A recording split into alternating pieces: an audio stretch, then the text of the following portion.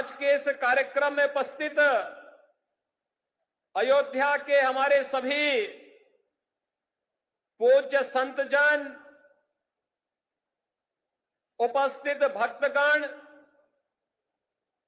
प्रदेश सरकार के हमारे सभी वरिष्ठ अधिकारीगण और प्रदेश के अंदर जहां कहीं भी लोग इस आवाज को सुन रहे हैं, उन सबको भी मैं आज के इस ऐतिहासिक दिन की हृदय से बधाई देते हुए आप सबका मैं अभिनंदन करता हूं। बहनों और भाइयों, ये सचमुच हमारे लिए अत्यंत आह्लादित करने वाला क्षण है।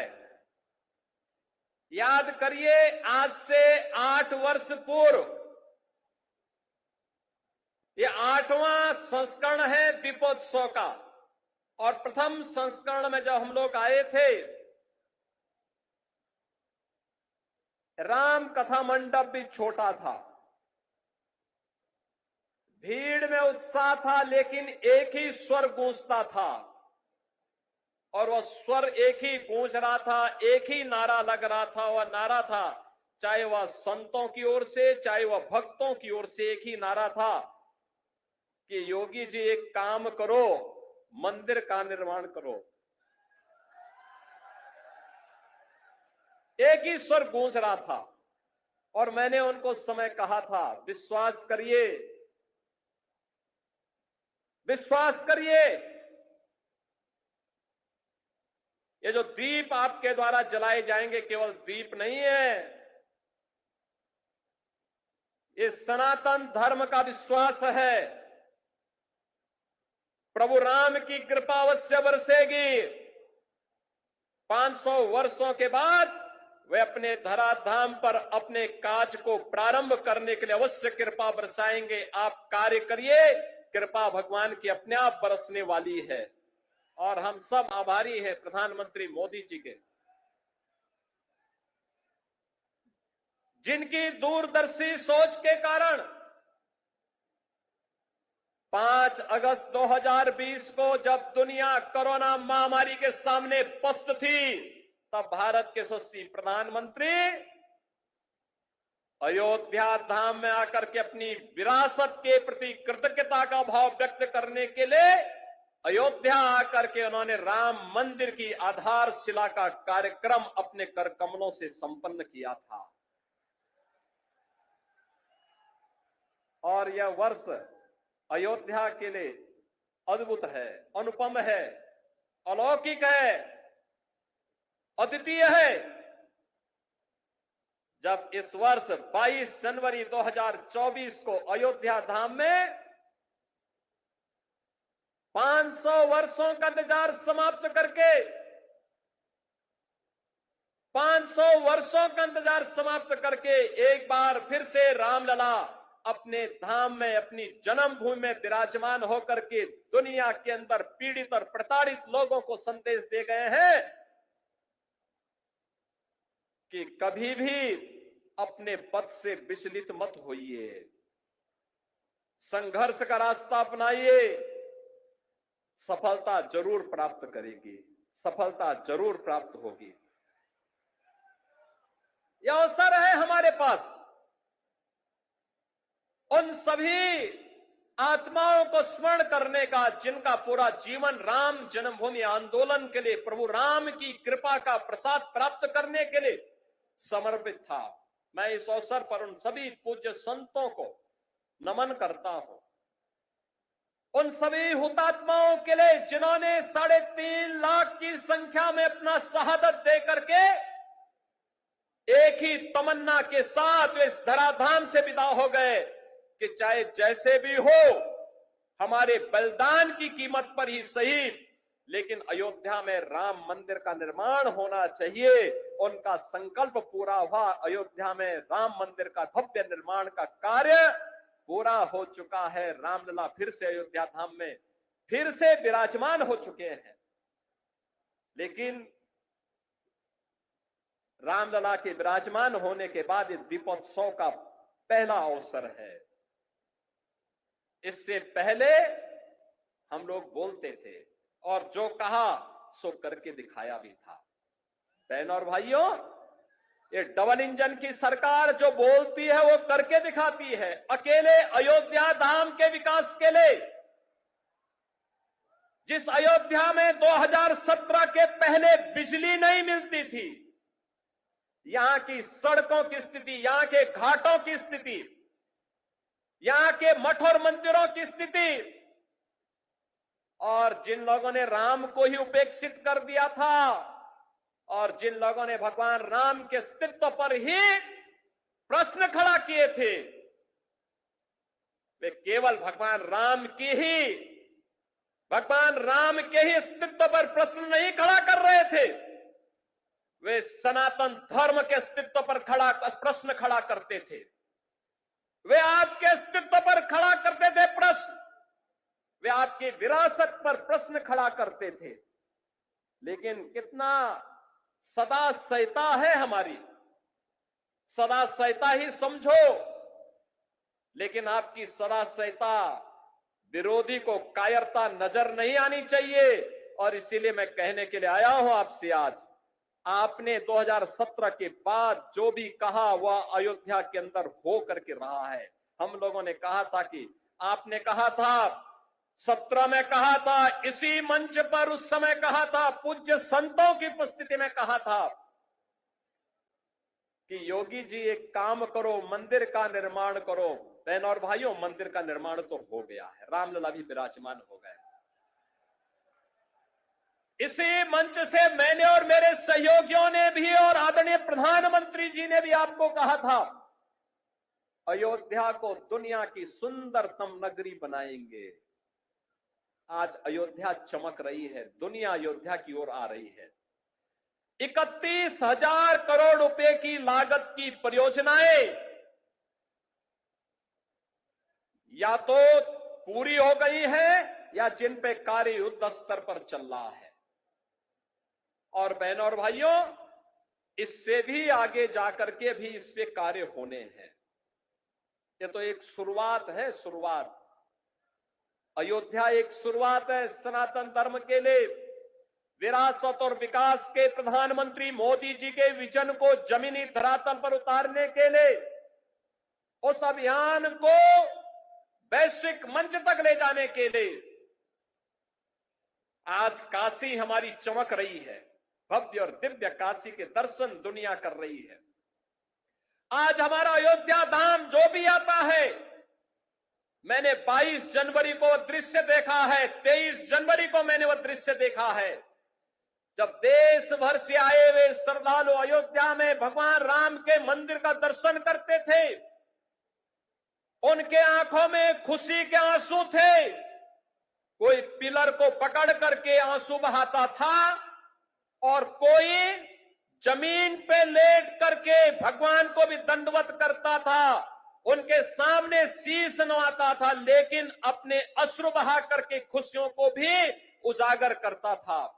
बहनों और भाइयों, वह सभी दृश्य मैंने अपनी आंखों के सामने अयोध्या के अंदर देखे हैं। और मैंने उन लोगों के भी काले कारनामे देखे हैं जिन्होंने राम भक्तों के लहू से अयोध्या को और सरयू मैया को लहूलुहान किया था। वह दृश्य भी हम लोगों ने अयोध्या के अंदर देखा है। और इसीलिए मैं आपको एहसास कराने के लिए आया हूं आज। हमने जो कहा, ये डबल इंजन की सरकार ने जो कहा था, वह तो करके दिखा दिया। अब अयोध्या की बारी है। अयोध्या को फिर से अपने आप को साबित करने की बारी है। और याद रखना, ये मां सीता की अग्नि परीक्षा बार बार नहीं होनी चाहिए। हमें इस अभिशाप से निकलना ही होगा। अयोध्या को भव्य और दिव्य रूप देना ही होगा। इसके लिए अयोध्या वासियों को एक बार फिर से आगे आना होगा। और इसी के लिए आज हम आपको एहसास कराने के लिए आए हैं। ये जो कार्यक्रम इतनी भव्य रूप में यहां पर आयोजित हो रहे हैं, ये जो स्वरूप है अयोध्या का, ये बदलावा स्वरूप आज दुनिया को अपनी ओर आकर्षित कर रहा है। कोई सोचता था अयोध्या में 4 लेन की सड़कें होंगी, धर्म पथ के नाम पर होंगी, राम पथ के नाम पर होंगी, भक्ति पथ के नाम पर होंगी, जन्मभूमि पथ के नाम पर होंगी। कोई जानता था इतने फ्लाईओवर अयोध्या के अंदर बनेंगे? कोई कभी कल्पना करता था कि अयोध्या, जहां 4 घंटे 5 घंटे बिजली नहीं मिलती थी, जो लोग आपको बिजली के लिए तरसाते थे, सड़ी हुई गर्मी में तरसने के लिए छोड़ देते थे, वे भी आज राम की दुहाई दे रहे हैं। जो लोग राम जी की बेड़ी में सड़े हुए जल में आपको स्नान करने के लिए मजबूर कर देते थे, वे भी आज अयोध्या आकर के अपना ताल ठोकना चाहते हैं। लेकिन हम लोगों ने तो राम जी की बेड़ी को ऐसा बना दिया, एक तरफ से आज पानी आता है और दूसरी ओर निकल जाता है। ऐसे लगता है जैसे हरिद्वार की राम जी की बेड़ी आज हर जी की बेड़ी बन करके यहां के भक्तों को तार रही हो। आज अयोध्या को देश की पहली सोलर सिटी बना दिया गया है। और याद करिए, हजारों वर्ष पहले भगवान राम पुष्पक विमान से अयोध्या आए थे और तब से अयोध्या में फिर से विमान नहीं उतर पाया था। बहन और भाइयों, मोदी जी की कृपा से अयोध्या इस अभिशाप से मुक्त हुआ। अयोध्या में इंटरनेशनल एयरपोर्ट बना, पूरे देश की कनेक्टिविटी अयोध्या के साथ जुड़ी। जिन लोगों को कार्य नहीं करना था, पहले राम के अस्तित्व पर प्रश्न खड़ा करते थे, उससे पहले राम भक्तों पर गोली चलाते थे, जब एयरपोर्ट का निर्माण कार्य प्रारंभ हुआ तो उन्होंने कहना प्रारंभ कर दिया कि साहब ये किसानों का शोषण हो रहा है। जब यहां पर मंदिर, यहां सड़क के चौड़ीकरण का कार्य प्रारंभ हुआ, उन्होंने कहा साहब व्यापारियों का शोषण हो रहा है। मुझे बताओ, अगर हम 4 लेन की सड़क नहीं बनाते, 4 लेन की सड़कें यहां की नहीं बनती, तुझे लाखों श्रद्धालु आ रहा है, क्या यह अयोध्या में सुरक्षित यात्रा कर पाता, यहां दर्शन कर पाता? क्या अयोध्या में इतना इंफ्रास्ट्रक्चर आजादी के बाद जिन लोगों ने प्रदेश में और देश में शासन किया, उन्होंने क्या इस प्रकार का इंफ्रास्ट्रक्चर दिया था क्या कि यहां पर लाखों श्रद्धालु आकर के दर्शन कर पाता? एवरेज 1 लाख श्रद्धालु वर्तमान में है और पीक सीजन में यह 5 लाख और कभी कभी 35 लाख तक पहुंचता है।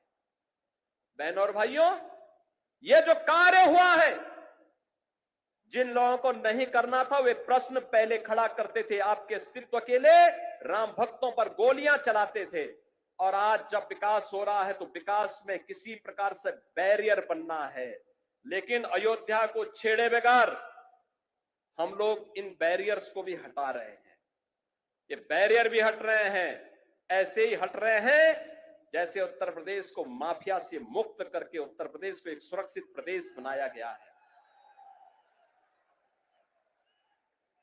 सनातन धर्म के बैरियर को भी, सनातन धर्म के मार्ग के बैरियर भी हटाने हैं। जो लोग सनातन धर्म पर बार बार प्रश्न खड़ा करते हैं, उनको मैं बोलना चाहता हूं, सनातन धर्म ने कभी किसी का अहित नहीं किया, किसी का अहित नहीं किया, सबको गले से लगाया।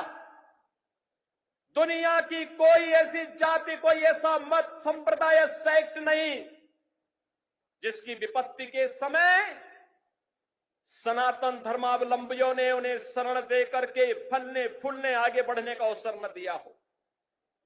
विश्व मानवता आज भी इसके प्रति कृतज्ञता ज्ञापित करती है। लेकिन इस सेकुलरिज्म के नाम पर राजनीति करने वाले लोग आज सनातन धर्म पर कुठाराघात करके न केवल सनातन धर्म और भारत की आत्मा को लौलुहान करने का कार्य कर रहे हैं, बल्कि इसके नाम पर भारत के अंदर आतंकवाद और नक्सलवाद को लोग बढ़ाना चाहते हैं। क्या नक्सलवाद और आतंकवाद को हम बढ़ावा देना देंगे?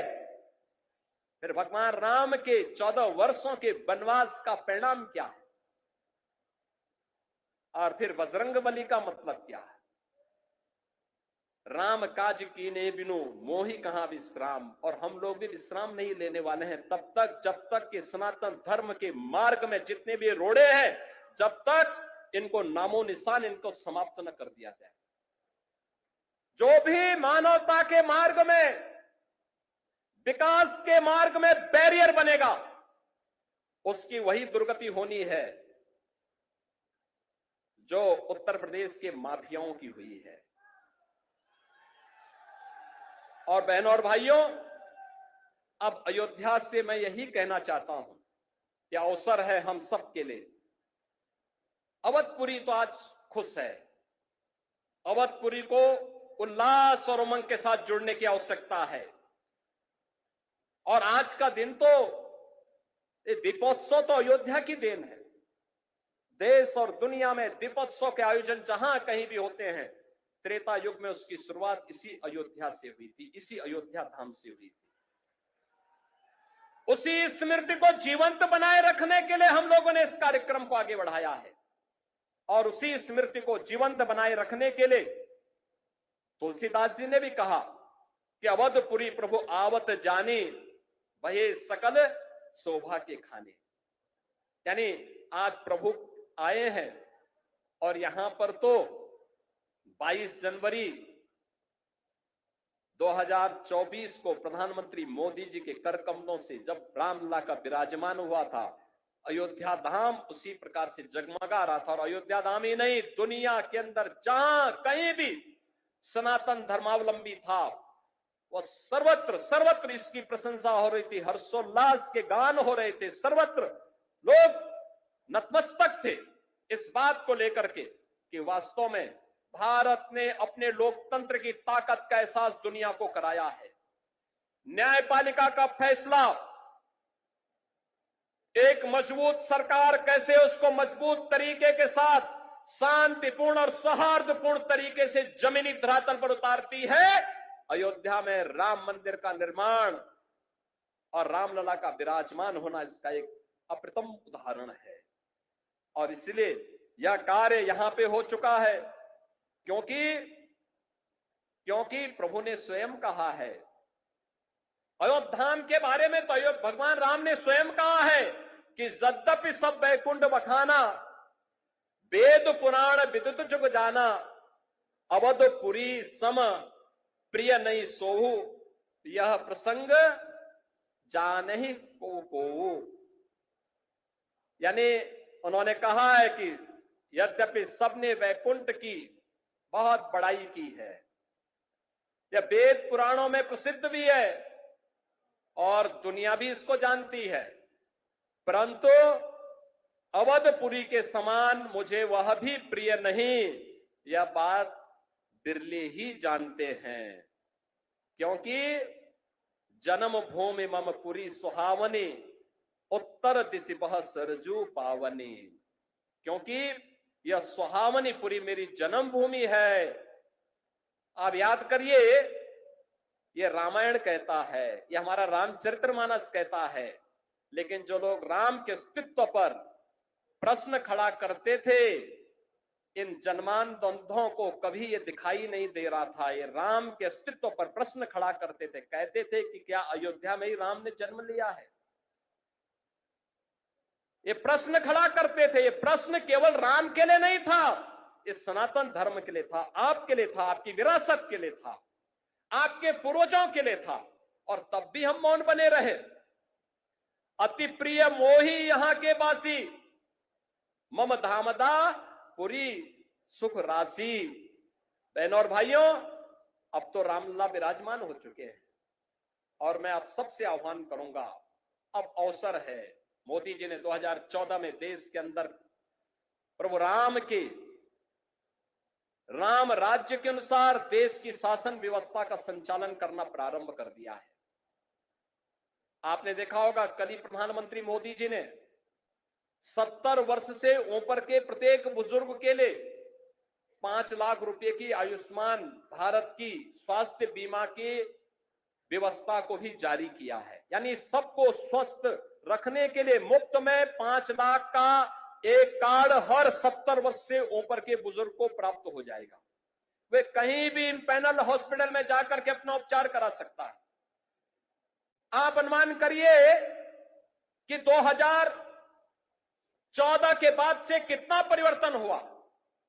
4 करोड़ गरीबों के मकान बन गए, 12 करोड़ गरीबों के घर में शौचालय बन गए, 10 करोड़ गरीबों के घर में एक एक रसोई गैस का सिलेंडर मिल गया, 50 करोड़ लोगों को प्रतिवर्ष 5 लाख रुपए का स्वास्थ्य बीमा का कवर मिल रहा है, 80 करोड़ लोग कोरोना कालखंड में फ्री में राशन की सुविधा का लाभ जो प्रदान हुआ था वह आज भी जारी है। आज भी फ्री में राशन सबको बिना भेदभाव के मिल रहा है। कोई भेदभाव तो मोदी जी के स्तर पर नहीं हुआ, न जाति के नाम पर, न मत के नाम पर, न मजहब के नाम पर, न क्षेत्र के नाम पर, न भाषा के नाम पर। कोई भेदभाव किसी के साथ नहीं हुआ। सबका साथ, सबके विकास का यह भाव, ये वही भाव है जो हमारा रामचरितमानस भी कहता है। यानी भगवान राम के राजगद्दी पर बैठने के बाद क्या हुआ था? दैहिक दैविक भौतिक तापा, राम काज नहीं काहू व्यापा, सब नर करहि परस्पर प्रीति, चलहि स्वधर्म निरत सुत नीति। बहनों और भाइयों, आज उसी तर्ज पर नया भारत चल रहा है। एक भारत श्रेष्ठ भारत की परिकल्पना, विरासत और विकास का एक अद्भुत संगम है, अद्भुत संगम है, और हम सब भारतवासियों की जिम्मेदारी बनती है। उत्तर प्रदेश देश की आबादी का सबसे बड़ा प्रदेश है। ये 25 करोड़ की आबादी अगर आगे बढ़ेगी, भारत आगे बढ़ेगा, भारत का विकास आगे बढ़ेगा। और विरासत और विकास के इस अद्भुत समन्वय के लिए ही आज यह प्रयास प्रारंभ हुआ है। कहीं काशी में, कहीं अयोध्या में, कहीं मथुरा वृंदावन में, कहीं बरसाना में, कहीं कुशीनगर, कपिलवस्तु और श्रावस्ती में, संकिसा में, कौशांबी में, ये सर्वत्र इस प्रकार के विकास के कार्य विरासत का संरक्षण करते हुए निरंतर चल रहे हैं। ये निरंतरता जारी रहेगी। नैमिषारण्य को भी हम लोग इसी भाव के साथ वैश्विक मंच पर लेके आ रहे हैं। नैमिषारण्य ये डबल इंजन की सरकार, भारत के ज्ञान की साधना की वह स्थली, जहां पर भारत का वैदिक ज्ञान लिपिबद्ध हुआ था। 88,000 ऋषियों ने कई वर्षों की साधना के बाद उसे लिपिबद्ध करने का काम किया था। आज उस नैमिषारण्य पर भारतीय जनता पार्टी के डबल इंजन की सरकार कार्य कर रही है। और वहां के साथ ही सुख तीर्थ, कोई भी भागवतकार तब तक कथा व्यास नहीं बन सकता जब तक कि सुख तीर्थ में जाकर के अपनी कथा का वाचन न कर ले। आज उस सुख तीर्थ के विकास का कार्य हो रहा है। नमामि गंगे में विरल गंगा, निर्मल गंगा का काम हो रहा है। हर घर नल की योजना के माध्यम से हर घर में शुद्ध पेयजल उपलब्ध करवाने का कार्य भी हो रहा है। बहनों और भाइयों, स्वास्थ्य के लिए, शिक्षा के लिए, विकास के लिए, रोजगार के लिए और सुरक्षा के लिए तो कहना ही क्या है। बड़े बड़े गुंडे और दुर्दांत माफियाओं के ऊपर जब बजरंग बली की गदा चलती है ना, तो वे भी वैसे ही तड़पते हैं जैसे खर और दूषण तड़पते हुए मारे गए थे। और इसलिए बहनों और भाइयों, हम सबका संकल्प होना चाहिए। ये शुरुआत है, शुरुआत, और इस शुरुआत को मंजिल तक पहुंचाना है। मंजिल का लक्ष्य प्रधानमंत्री मोदी जी ने आप सबके सामने दिया है, और मंजिल का लक्ष्य है 2047 में जब देश अपनी आजादी का शताब्दी महोत्सव मनाए, तब कैसा भारत हो। जैसे अयोध्या है ऐसे ही काशी में भी दिखना चाहिए, ऐसे ही मथुरा में भी दिखना चाहिए। बोले वृंदावन बिहारी लाल के।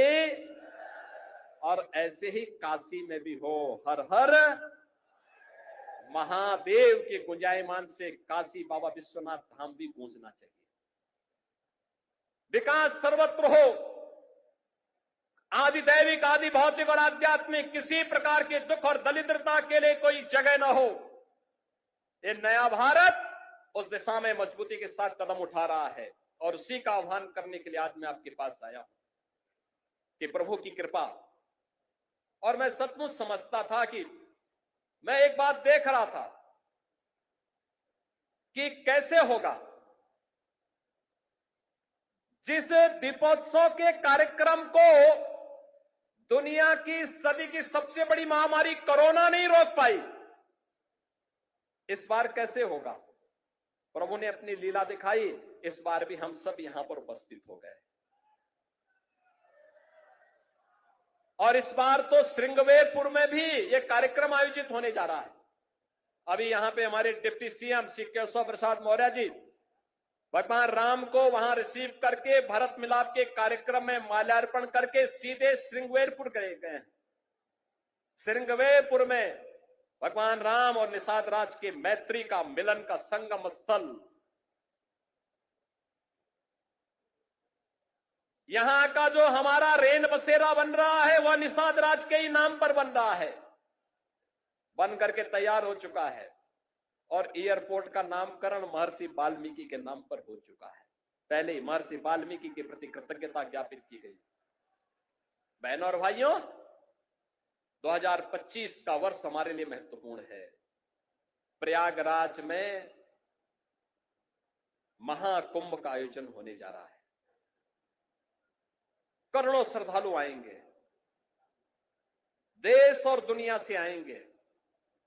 उन करोड़ों श्रद्धालुओं के लिए अयोध्या धाम को आपको तैयार करना होगा। आतिथ्य का अद्भुत उदाहरण उत्तर प्रदेश वासियों को, देशवासियों को प्रस्तुत करना है और आज उसी का आह्वान करने के लिए आया हूं। मैं आपको आश्वस्त करना चाहता हूं इस बात के लिए, विरासत और विकास का जो कार्यक्रम प्रधानमंत्री मोदी जी के नेतृत्व में प्रारंभ हुआ है, यह उत्तर प्रदेश में रुकने नहीं पाएगा, डिगने नहीं पाएगा। उत्तर प्रदेश के अंदर अपनी विरासत का संरक्षण करते हुए विकास की गंगा मां सरयू की कृपा से, प्रभु की कृपा से निरंतर आगे बढ़ती रहेगी। इस विश्वास के साथ मैं आप सभी प्रदेशवासियों को और सभी सनातन धर्मावलंबियों को आज के इस अवसर पर प्रभु राम के अयोध्या धाम आगमन की स्मृति में आयोजित इस दीपोत्सव के भव्य कार्यक्रम के अवसर पर मैं हृदय से बधाई देता हूं, पूज्य संतों का अभिनंदन करता हूं। हमारे अतिथि के रूप में यहां पर भारत सरकार के पर्यटन और संस्कृति मंत्री माननीय श्री गजेंद्र सिंह शेखावत जी, जिन्होंने अयोध्या के विकास के लिए भी, नेमिस के विकास के लिए भी और प्रयागराज के विकास के लिए भी कल ही उस कार्य योजना को अपनी स्वीकृति दी है कि पर्यटन विकास के और भी कार्य होने चाहिए उत्तर प्रदेश के अंदर। उन सब के लिए, ब्रिज क्षेत्र के लिए भी अपनी सहमति दी है। आज स्वयं इस दीपोत्सव कार्यक्रम में हमारे मुख्य अतिथि के रूप में यहां पर उपस्थित हुए हैं। मैं उनका, आप सभी श्रद्धालु जनों का हृदय से अभिनंदन करता हूं। आज यहां पर हम लोग अभी राम जी की पेड़ी में आप पूज्य संत जन और श्रद्धालु जन जाएंगे। याद रखना, हमारी सबसे बड़ी ताकत है अनुशासन। उत्साह होगा लेकिन अनुशासन के दायरे में होगा। वह अनुशासन दिखना चाहिए। इस विश्वास के साथ मैं आज के इस अवसर पर आप सबको दीपोत्सव का, दीपावली का हृदय से बधाई देता हूं। प्रभु श्री राम से यही प्रार्थना करता हूं कि आपके व्यक्तिगत जीवन में, सार्वजनिक जीवन में, पारिवारिक जीवन में खुशहाली लाएं, सुख और समृद्धि लाएं और निरंतर इस दीपोत्सव के कार्यक्रम के साथ हम सब जुड़ते रहें। आप सबके प्रति मेरी मंगल में शुभकामनाएं। आप सबके प्रति मेरी हार्दिक बधाई और शुभकामनाएं। धन्यवाद। जय हिंद। जय जय श्री राम। जय जय श्री राम।